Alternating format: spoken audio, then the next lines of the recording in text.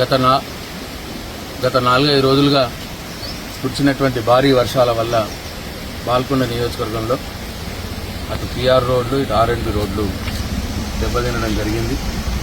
కొన్ని దగ్గరలో పాత కల్వర్టున్న దగ్గర వాగులు వంకల నుంచి నీళ్లు ఓవర్ఫ్లో అయిపోయి రాకపోకలకు ఇబ్బంది జరిగింది. ఇవాళ పొద్దున్న నుంచి బాల్కొండ నియోజకవర్గంలో అటువంటి అన్ని కూడా స్పాట్స్ విజిట్ చేయడం జరుగుతూ ఉన్నది.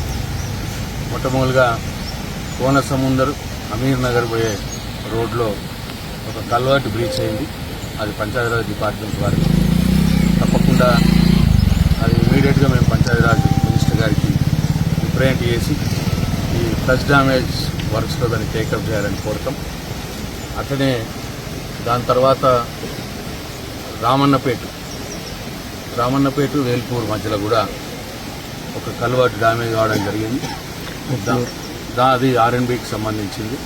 దాన్ని కూడా ఫ్లడ్ డ్యామేజ్ రిపేర్స్లో తీసుకోవాలని చెప్పి ఆర్ఎండ్బి మినిస్టర్ గారిని కూడా తొందరలోనే కోరుతాం.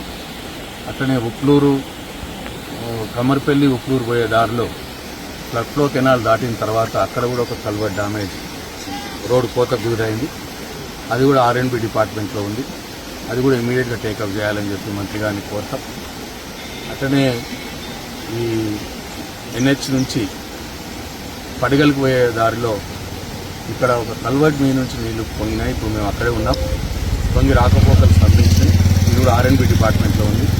ఇమీడియట్గా దీన్ని కూడా టేకప్ చేయాలని చెప్పి మంత్రి గారిని కోరుతాం. అట్లనే ఈ దిగువన కూడా కొద్దిగా వాటర్ మొత్తం పొలాల్లో నుంచి కారుతుంది. దాన్ని కూడా ఇట్లా స్ట్రెంథన్ చేయడమా రేజ్ చేయడమా అది కూడా చేయాలని చెప్పి అధికారులను ఆదేశించడం జరిగింది. అట్లే అంక్సాపూర్ పోచంపల్లి రోడ్డు కూడా బ్రీచ్ కావడం జరిగింది. అది పంచాయతీరాజ్ డిపార్ట్మెంట్ది. దాన్ని కూడా పంచాయతీరాజ్ మినిస్టర్ గారికి ఇమీడియట్గా పంపించి దాన్ని కూడా తొందరగా టేకప్ చేయాలని చెప్పి కోరడం జరుగుతుంది. అన్నీ కూడా ప్రభుత్వ దృష్టికి ఇమీడియట్గా తీసుకుపోయి అయ్యే విధంగా కృషి చేస్తామని చెప్పి బాల్కొండ నియోజకవర్గ ప్రజలకు తెలియజేస్తా ఉన్నాను. అట్లే ఇప్పుడు 4 గంటలకి ఈ రెవెన్యూ డిపార్ట్మెంట్ వారిని, అగ్రికల్చర్ డిపార్ట్మెంట్ వారిని, అట్లే ఇరిగేషన్ డిపార్ట్మెంట్ వారిని కూడా పిలవడం జరిగింది.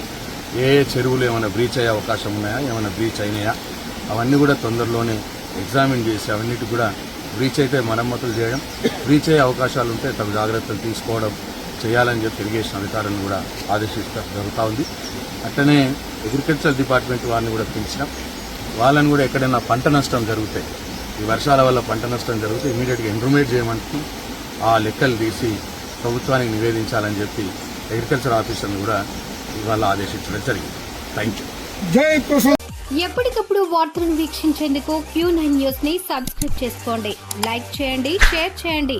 విలువైన సమాచారాన్ని ముందుగా మీరే తెలుసుకునేందుకు బెల్ బటన్ ని క్లిక్ చేయండి.